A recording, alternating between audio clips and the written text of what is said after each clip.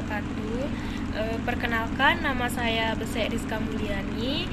Saya dari Prodi Bimbingan dan Penyuluhan Islam, mahasiswa semester 5. Baiklah, saya membuat video ini guna memenuhi tugas mata kuliah dari Ibu Wanita MPSI. Selanjutnya, tugas yang beliau berikan yaitu mencari konflik beragama. Jadi, apa saja sih konflik beragama yang sering terjadi di sekitar kita atau lingkungan kita atau yang sering kita temukan? Jadi baiklah, yang saya angkat, judul saya adalah dengan judul pendirian tempat ibadah yang kerap menjadi penolakan dari masyarakat sekitar atau mayoritas masyarakat sekitar. Jadi yang pertama, pendirian tempat ibadah yang kerap kali menjadi penolakan masyarakat sekitar atau mayoritas dari masyarakat sekitar. Jadi konflik ini sering terjadi dan muncul ketika ada pembangunan tempat ibadah yang ditolak oleh masyarakat sekitar dengan alasan mayoritas atau mayoritas masyarakat tersebut atau di tempat tersebut itu berbeda. Jadi selanjutnya kita akan menganalisis faktor penyebabnya melalui pandangan atau pendekatan psikologi dan konseling. Jadi apa saja sih faktor penyebabnya melalui pendekatan itu? Apa yang membuat masalah itu dan mengapa masalah itu terjadi dan cara penyelesaian masalah tersebut. Mari kita simak sama-sama.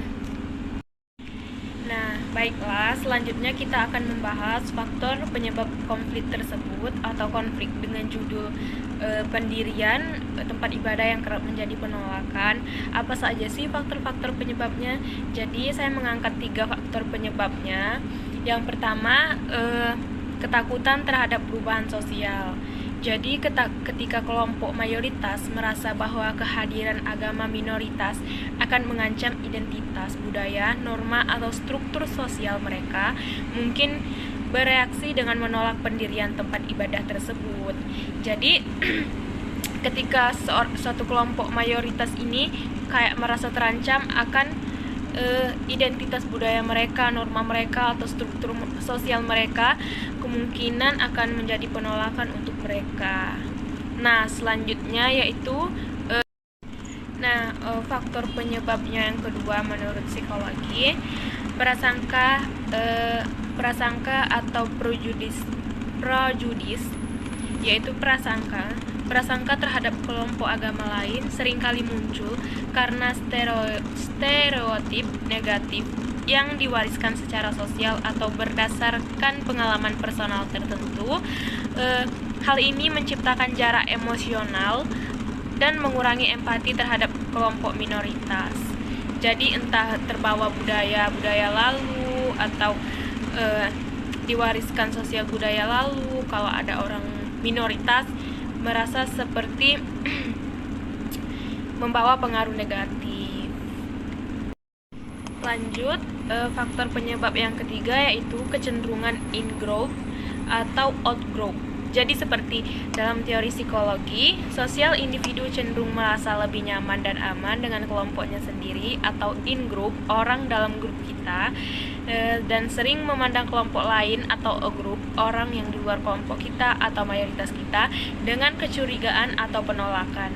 Penolakan terhadap pendirian tempat ibadah bisa dilihat sebagai bentuk perlindungan in-group. Jadi, mungkin masyarakat mayoritas di tempat sekitar itu takut atau merasa terancam saat ada orang minoritas yang masuk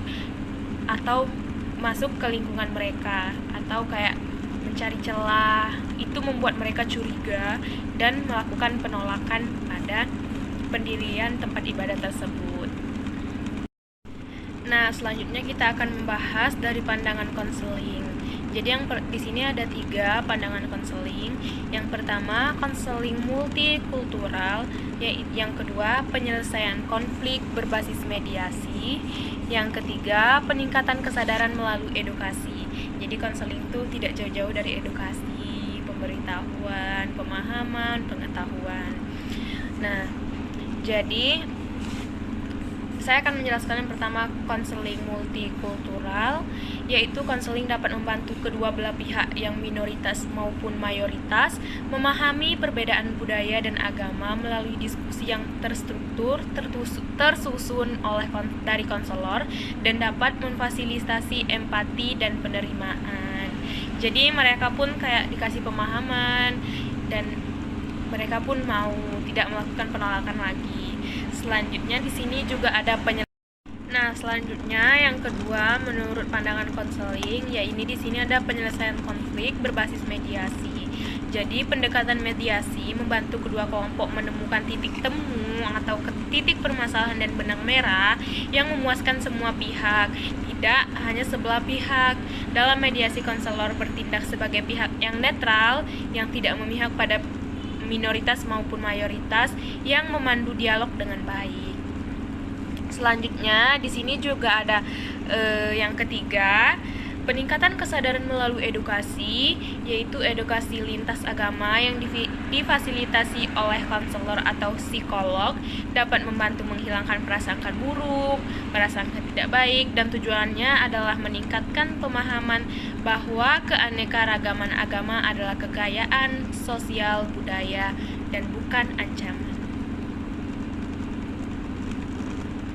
Selanjutnya, apa saja sih yang bisa dilakukan dan cara penyelesaiannya? Jadi, konflik dalam penolakan pendirian tempat ibadah dengan alasan mayoritas agama berbeda seringkali berakar pada faktor struktural, kultural, dan politis.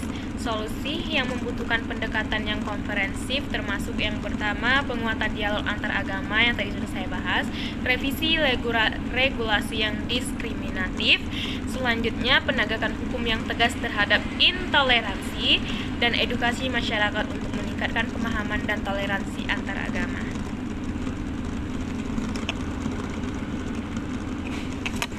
Dadah, wassalamualaikum warahmatullahi wabarakatuh. Hanya itu yang bisa saya sampaikan, semoga bermanfaat.